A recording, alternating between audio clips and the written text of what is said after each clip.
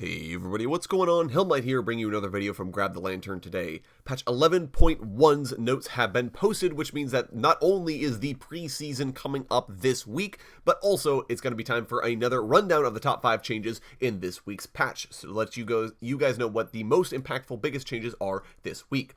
Now, first and foremost, I do want to talk a little bit about the first change here, which is the Gnar buffs. Now, these are a little bit hard to parse, but they're actually really big and meaningful, especially in regards to the boulder toss damage. The damage has been increased by 20 at rank 1, which means if you somehow are able to transform into Mega Gnar at rank 1, you probably had your Q, you're doing 20 extra damage per boulder toss, and it goes all the way up to a 40 damage increase by the time you hit maximum rank, so at level 9, which is still a very big, meaningful change. The other big thing here is that the slow was increased up to 50% for 2 seconds, which really should allow Gnar to hit you with a boulder for a good chunk of damage, walk over to it and pick it up because you're slowed by 50%. It's so much harder for you to run away now, and then hit you with another boulder, repeat until eventually you die.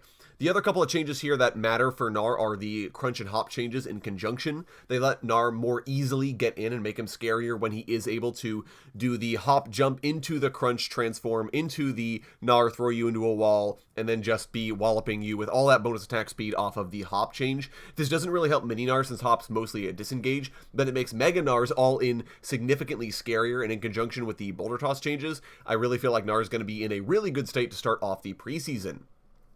Our second change this week is going to be talking about Master Yi, which this is a very small change, but it is a meaningful one because the 2-second increase in his Q's cooldown at maximum rank means it takes an extra auto attack from Master Yi to get it back off of cooldown, which can make all the difference between Master Yi getting that second Alpha Strike off and finishing the kill, or between Master Yi not needing one more auto attack and getting killed before he's able to get there. So I do think it's a meaningful nerf. It's a very small one. It's mostly targeted at average play, but it is going to mean that Master Yi will feel slightly weaker, especially in those sort of mid-game skirmishes or team fights that he's able to sort of thrive in. The rest of the changes this week are all going to be talking about items. Let's go ahead and mention the Mana Mune changes here. Right now, the biggest problem with Mana Mune and Muramana for that regard is that they are incredibly price efficient for what they do, and most marksmen are buying them as a second or even first item because they're just incredibly powerful, and it just makes sense to get your Mana Mune first before you even think about getting a mythic because of how much damage it brings and how much utility it brings as well. So Riot are trying to nerf it down in order to open up decision making for AD legendary items, besides saying Mana Mune is the correct choice in every game, period. So the increase in cost means that it's going to cost you a lot more to get to the Mana Mune, and the AW AD percentage from mana has been increased by a little bit. Now, the biggest thing about the cost change here is that because it's so much more expensive, it's going to not feel as good to get first because you're sitting on the sort of tier Caulfield's Longsword for quite some time before you're able to fully upgrade the item, whereas in that span of time, you could probably have bought your mythic by that point, and mythic items are basically gold efficient right off the bat because of the powerful passive or active that they give you immediately, whereas Mana Mune, you're going to be sitting on and basically hoping it transforms sooner or later, which does mean that even though you can get it for a similar price point as your mythic, it's not going to be nearly as efficient until it's finished stacking into that Muramana, so it does delay your power for a lot longer, which does make the mythics a lot more attractive by comparison. To be fair, though, Muramana did receive a small change here as well. It can now again proc on magic damage spells, which makes it a good pickup again for Ezreal and Corki. They can go back to buying Tear of the Goddess because Muramana, they do synergize quite well with this, Ezreal in particular.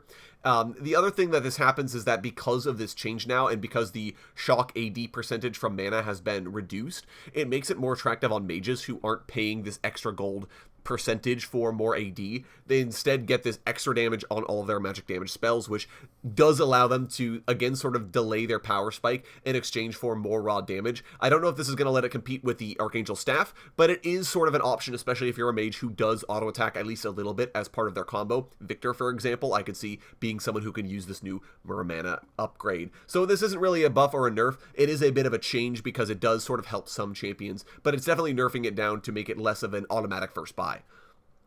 Rinan's Hurricane has some interesting changes here. Riot are trying to make it more appealing as a second item again, so that way you can go for a build like your mythic item, Rinan's Hurricane, into Infinity Edge, like a lot of characters used to do in the old system. I think we can all remember the Jinx build, which was Infinity Edge into Rinan's Hurricane into something like Fire Cannon from that point. Riot are trying to get it back into that slot as opposed to Right now, where a lot of the champs who want it as their second item, they just can't afford it because it was so expensive. So the biggest thing here is that the cost has been reduced by 900 gold. So you're actually able to get this at a fairly decent price point. Now, it no longer grants any AD at all.